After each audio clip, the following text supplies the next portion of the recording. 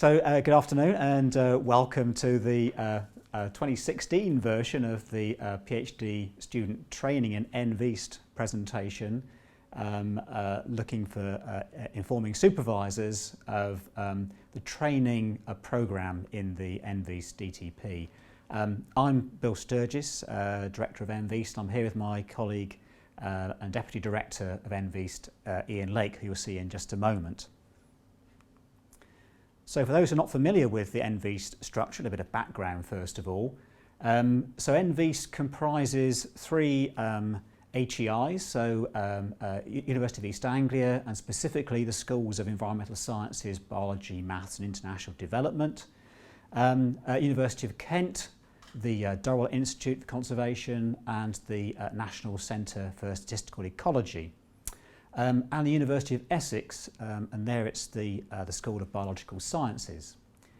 We also have a number of core partners, including Plymouth Marine Laboratory, the Marine Biology Association, British Antarctic Survey, Centre for Ecology and Hydrology, CFAS, Sir Alistair Hardy Foundation for Ocean Sciences at Plymouth, British Trust for Ornithology, British Geological Survey, the UK Met Office, and in the last year we've been joined by the Marine Institute of Plymouth University and very recently Anglian Water. We also have contributing partners. I won't go through the list, but includes the likes of RSPB and Guardline. The full list is on the web pages. It's important to make a distinction that we have two types of students in EnvEast. So there are those that we call DTP funded, and that means that they receive at least half of their funding for their studentship from us, so via NERC to the DTP, and then we award that to them. We also have a number of what we call associated EnvEast PGRs, postgraduate researchers, and they are funded by other means, from a number of different routes. They could be industrial case, they could be self-funded, they could be international students and so on. And what happens here is that we have a round of applications and people apply for their student to join us and then pay a one-time joining fee. And then those students follow the EnvEast training, effectively become an EnvEast student in nearly all respects. So for the cohort, which is cohort 3, our third cohort, have just started really sort of last week. That cohort is made up of 16 of these DTP funded students, and then we have another 10 of the associated students. So we have a joining cohort of 26. That's fairly typical for the last three cohorts. So in total we now have about between 75 and 80 PGRs within EnvEast. So why this emphasis on training, and why has it changed from former years? People may be familiar with the more traditional NERC style of funding for postgraduate research. We believe it's very much driven by what was BIS, so Business Innovation Skills. It's now BEIS, of course. And in turn, I think this is very much driving new and different imperatives within NERC. So the terminology we see on the NERC webpage is that NERC itself is about forming long-term connections between academia, industry and government. So you see this emphasis not just on academia but also on sectors outside of academia, so industry, commerce and policy making. And within training to sustain the flow of top talent and skills into these particular sectors. When we come to specifically their training strategy, they talk about ensuring that the graduates are equipped with the technical, professional and personal skills to enable them to succeed in any career. So I think the emphasis here is on any career. So NERC are recognising the fact that many graduating PhD students don't go into academia but they go into other career sectors, and so they need to be prepared for a wide diversity of career paths. In doing so, providing them with experience and proficiency at a high level and in a wide range of skills. So when it comes to the actual training that we deliver to our students, what do NERC expect of us? How do they expect us to train our students? Well, we've come to the understanding it breaks down into a number of specific points. One is they really want to see cohort delivery.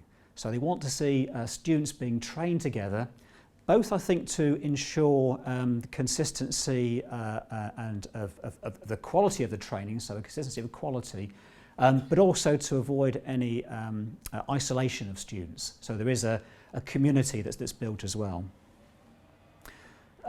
Also very keen to see what they would call advanced training, and this also divides into two things actually. So there's advanced training which is really about addressing their immediate needs so they can pursue their PhD successfully, but they also want students to step outside of their silos, outside of their specific research area, and gain advanced skills in other fields, what they would like to call multidisciplinarity.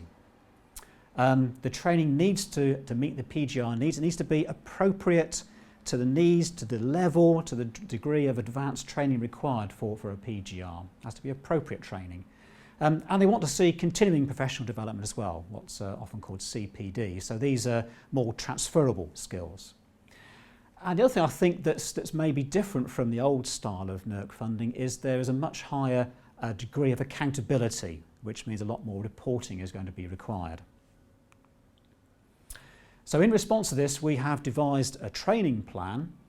It's been developed within, we have a training and progression subgroup, so it's in consultation with our colleagues at Kent and Essex and BAS and PML, and we meet on a very regular basis to develop the training. It's still an ongoing process. And whereas, say, UEA training might be across all PGRs or maybe across those in, say, the science faculty, within EnvEast, we try and make it much more targeted to the needs of EnvEast students, so those working in environmental sciences specifically.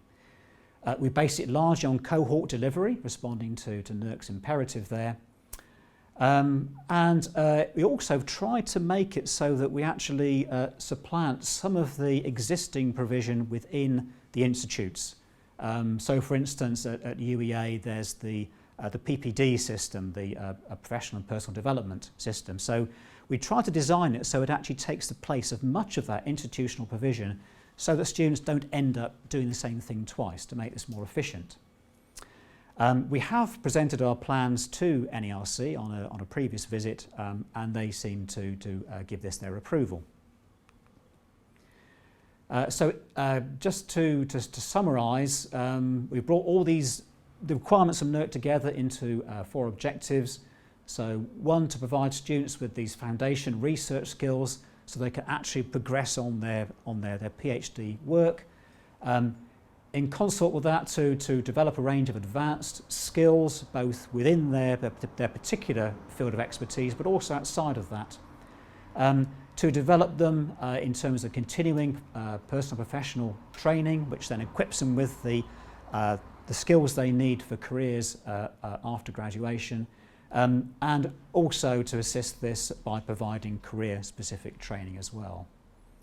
I think at this point I'm handing over to you, Ian, I think. Is that correct? Okay, so I'd like to introduce Ian Lake now. Okay, thank you, Bill. So what I'd like to do is put in a little bit more detail about how we actually deliver training to EnvEast students, to put some flesh on the sort of bones that Bill have outlined. And basically there are a number of ways that we deliver. Basically the key to a lot of our delivery is basically a series of cohort events that are mandatory for all of our PGR students.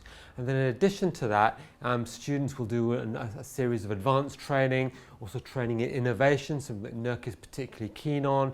There may also be other elements of their training, things that are institute specific. And the other real advantage of being an EnvEast student is EnvEast students have the opportunity to basically undertake training at any of the HEIs across EnvEast. So if a Kent student sees a training opportunity that they're really keen on doing at UEA, there's no problem with them coming across to do it, and vice versa. So I said that the sort of key to a lot of EnvEast training was this cohort delivery, so these mandatory events that all PGRs have to go on. So what I want to do is spell out in a bit more detail exactly what they are. So at the start in sort of next week, all our current students, we're just about to starting, will have a 3-day induction at Flatford Mill down in Essex. That will then be followed by a 3-day winter school on Mersey Island, and then be another 2 cohort events, whole week-long cohort events for them in the summer. So in the summer of their first year, there'll be a week-long summer school at UEA, and in their 3rd year, there'll be another week-long summer school. In addition to that, in the springtime, there are a number of other events. So in March every year, there's going to be EnvExpo, which I'll say a little bit more about, which is about engaging students and looking at sort of possible synergies between student research and businesses. And also in April, we have a CEDAR symposium. So as part of EnvEast, we have a strategic alliance with the Cambridge Doctoral Training Centre. And the purpose of this event is for our students to come together with students from Cambridge and obviously get to know each other, build a bit of a cohort and share experiences of their research and the challenges and the opportunities that they all have. So at the moment, EnvExpo is not compulsory, but we certainly would hope that most of the students would go along to one or more of the EnvExpo events. And the Doctoral Alliance Symposium, the CEDAR Symposium, is April. It's basically optional in year 1 because you recognise that lots of students are still getting into their research, but mandatory for students between years 2 and 4. Here's some pictures of some of our cohort training. So we're hoping that the sun's going to shine for us next week as it has the first 2 events. So here we have, this is Flatford Mill in October 2015. And as I say, obviously the purpose of the Flatford Mill event is obviously to get students into their research, but probably the key element of it is to really try and build that cohort, that group of students who will self-support each other through the whole 4 years of their PhD. And here we have some feedback from Flatford Mill from last year. Give us the indication that we think that certainly the Flatford Mill is working very well. So over 3/4 of students would overall rate the Flatford Mill experience as very good, and a couple of 3 comments basically reinforcing those ideas. And we get similar feedback for our summer school. So here's the summer school we had for cohort 1 at UEA just over a year ago. So what actually happens with these compulsory events? So as I said in the induction in the Flatford Mill, it's very much about building the cohort, but just, I guess, very gently introducing the students to some of those skills to really allow them to hit the board running in terms of the PhD. So we have a session called Kickstart Their PhD, where they just get the basics of things such as time management, project management, reading literature, really to get them into their PhD as quickly as possible, and opportunities for other courses they may want to take at other times during their degree. We also recognise that one of the keys to many PhDs is successfully managing the student-supervisor relationship. So we have a session on that, and we also have sessions on things such as data management, record keeping, so hopefully getting the student off to the best start possible. We then build upon these in the winter school at Mersey Island. So for example, we start to build in elements of communicating and research. So all the students have to do poster presentations, and there's peer feedback on each other's posters. We also do sessions on ethics, respect and responsibility within science, looking at things such as unconscious bias, how you read the literature, plagiarism and so on. And we also get them start to think about how they start to build up their academic profile. So we have a session on the art of schmoozling and building an academic profile. So how you become known within your area, how you become known as a sort of really high quality student in atmospheric chemistry as an example. We then have the summer school where we have sessions on, for example, talking to different audiences. And then one of the things that we try and do in the summer school is Bill very much talked about this idea that NERC are very keen for students to learn things outside their discipline, to do advanced skills outside their discipline, so that if they graduate from EnvEast with a PhD in, say, microbiology, they will have those skills that might allow them to go on and do a slightly different career. So for all our students, we give them a couple of sessions on on things that aren't in their direct research area. And for example, this summer school this year, we had a session on big data and the advantages and the challenges of big data within the environmental sciences. In the previous year, we did stuff on autonomous vehicles, drones, sea gliders and so on. And again, all the sort of possible opportunities there. And also we do sessions on some of the challenges of multidisciplinary working. So how social scientists can engage with natural scientists, how atmospheric chemists can engage with oceanographers, and again, talk about some of those challenges and opportunities. And then when we get to the Year 3 summer school, then I guess there's a much more focus on preparing students for their viva and also preparing them for life after the PhD. So there are going to be sessions on preparing research proposals, developing business startups, and working in the commercial world. In addition, we have these other cohort events in the springtime. And so, for example, we have EnvExpo that's all about showcasing environmental and marine research and giving PhD students opportunities to network with business, SMEs, policymakers, sector organisations. Again, things that NERC and we're all very keen on happening. And then, as I mentioned, we have the CEDAR Symposium, which again is students interacting, communicating their research with students from other DTPs. Now, the cohort events that we put on, we hope really provide the foundation for many of the PhD students. But it's obvious that for a student's own individual PhD, they'll be required to do much more training than that. And I guess one of the big challenges that students have is what other training should I do, basically to enable them to do their PhD and also to develop them in such a way that when they finish their PhD, hopefully they'll be highly employable. And we base our additional training on the VTI Research and Development Framework. And this is a framework that really highlights the knowledges and attributes of successful researchers. So we have a number of different domains here. So the knowledges that we would expect successful students to have, but also things to do with personal effectiveness that we might expect them to have. Engagement, influence and impact as well. So a whole series of different attributes that we might expect students to have. What we ask the students to do at the start of their PhD is go through this framework and think in a reflective way about where am I within each of these domains. So what are my current skills in terms of my cognitive abilities, in terms of my time management, in terms of my, for example, communicating with end users.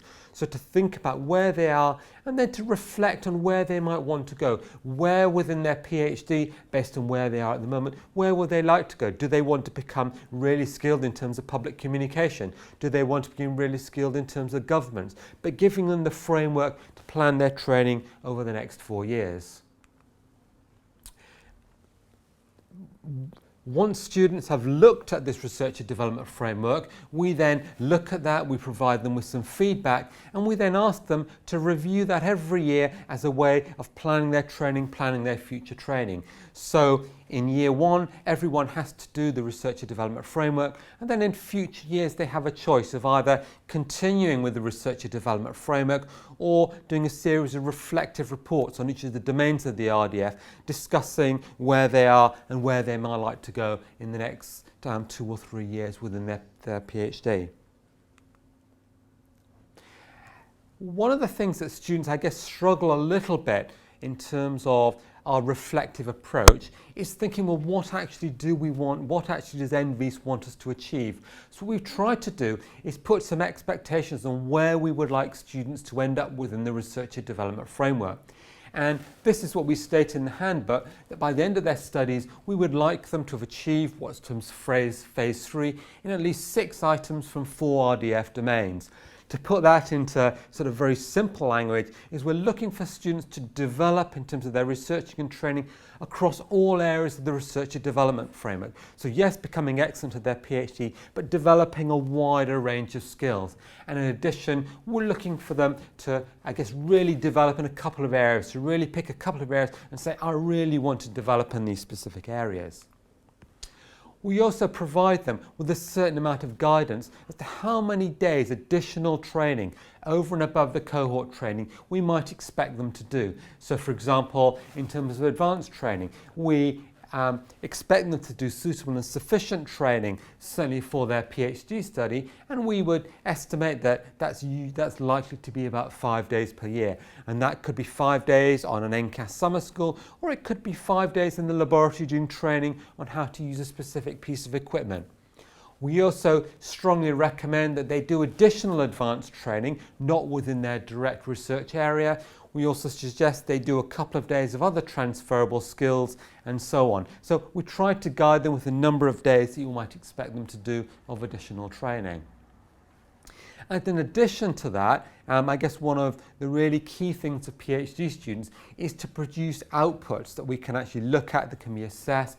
And so in addition, we expect all our students to produce a certain amount of written work. So for example, within the first year, we expect them to do a literature review and a research proposal. By year 2, we would expect them to have something such as a draft paper or thesis chapter, and the same for year 3.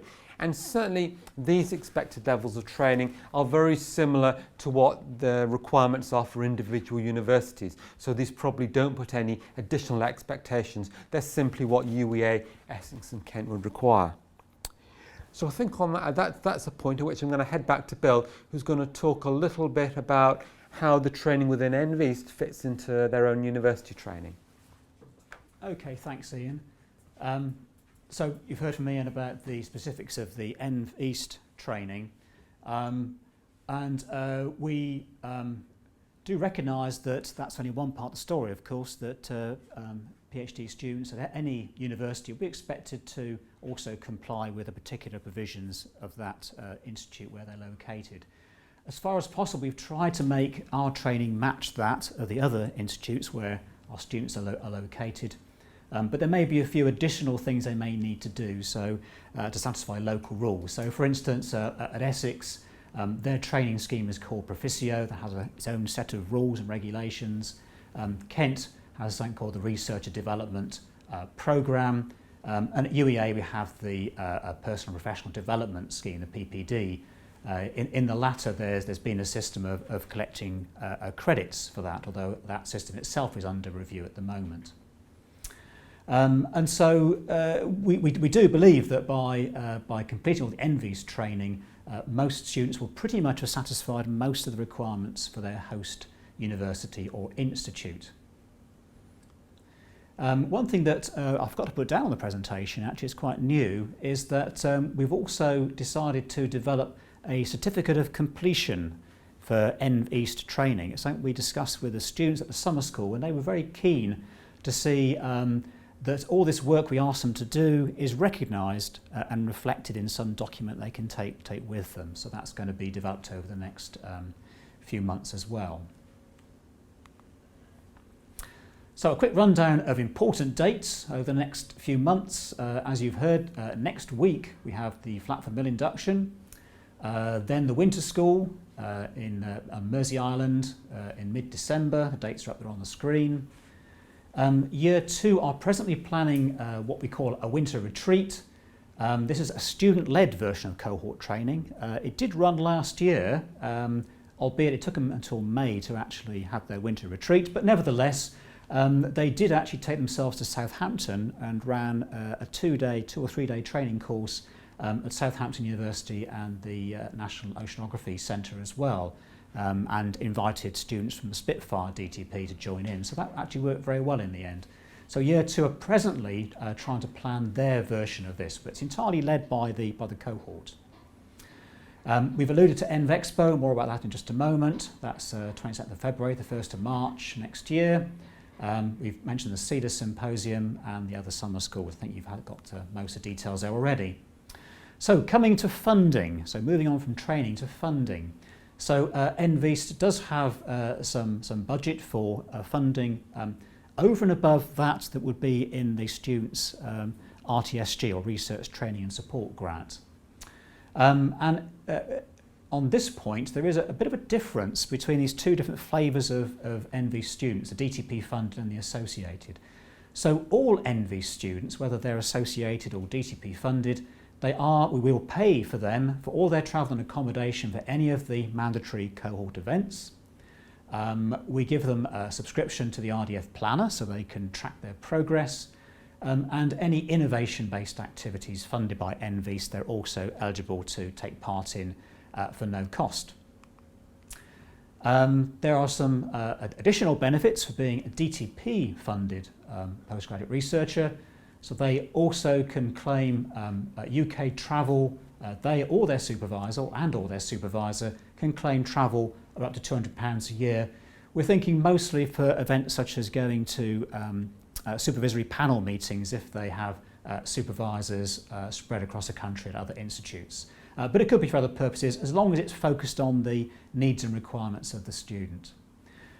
If they decide to go on one of these NERC run courses, like one of the advanced training short courses, ATSCs, we'll pay, if necessary, if that's not covered by NERC, we'll pay the additional cost of travel. And we pay for them to attend any advanced course that we actually put on ourselves. And they can claim a 3-year discount rail card to help their travel. And all those things, they don't need to ask us first, they just need to give us the receipts at the end and make the claim.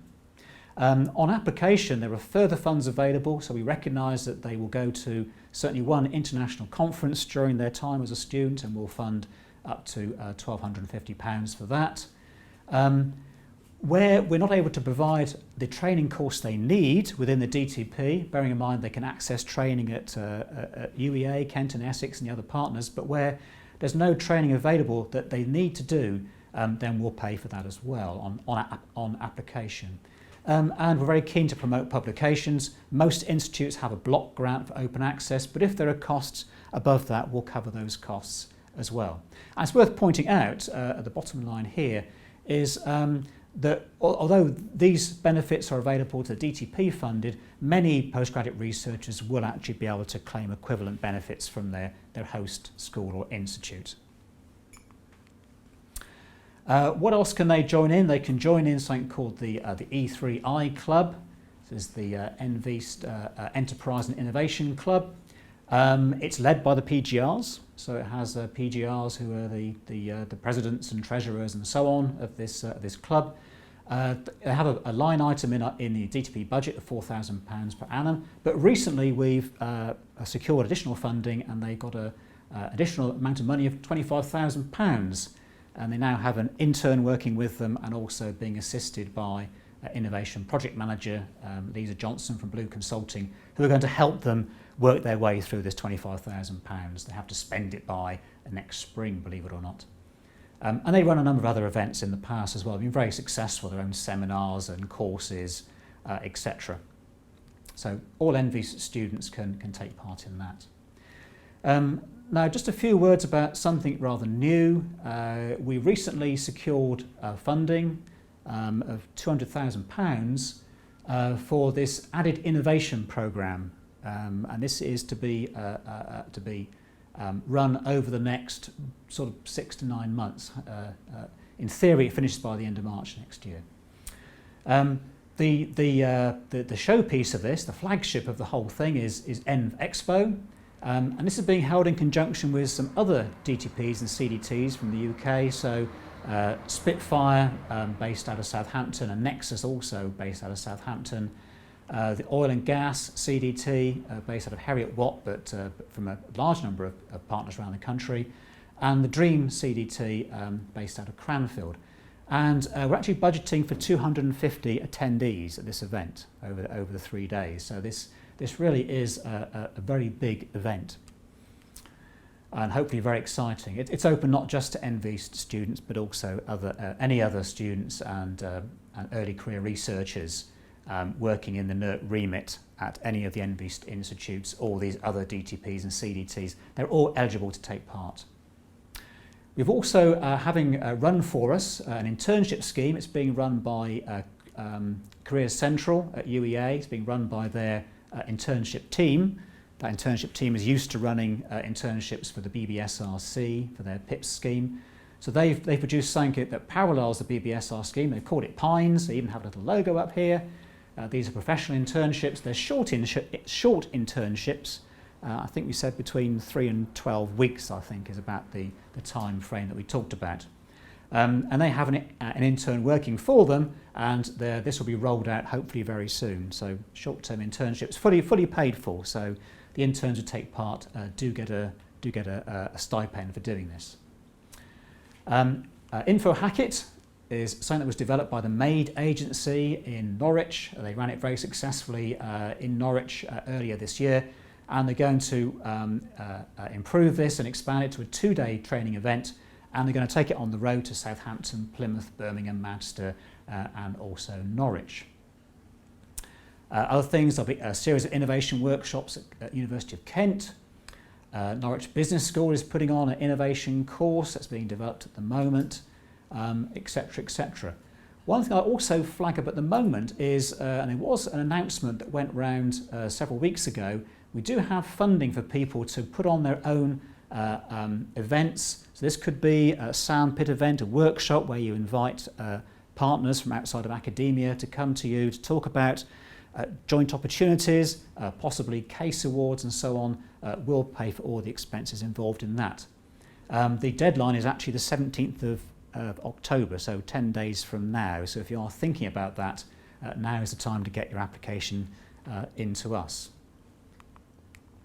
Just a few pictures to hopefully give a sense of what we hope is the excitement for students and supervisors of some of the events we're able to put on within EnvEast with the funds we get from NERC. So top 2 pictures here are from the InfoHackIt in February this year at the Open in Norwich. Fantastic venue, and they're busy here working. So we teamed up EnvEast PGRs with students from the Norwich University of Arts, so graphic designers, and they together created a series of infographics. Some of these were actually online, they weren't just static, and they have the winners here receiving their certificates and other goodies. Down here we have some pictures from EnvExpo 2015. So we have the likes of Perry Guess, director of NERC Knowledge Exchange, came and talked to us and went away extremely impressed with EnvExpo. And then we have some nice shots from the exposition area, infographics and equipment on display, and then lectures being given, presentations being given. This is Natasha Senior, who's the president of the E3I Club.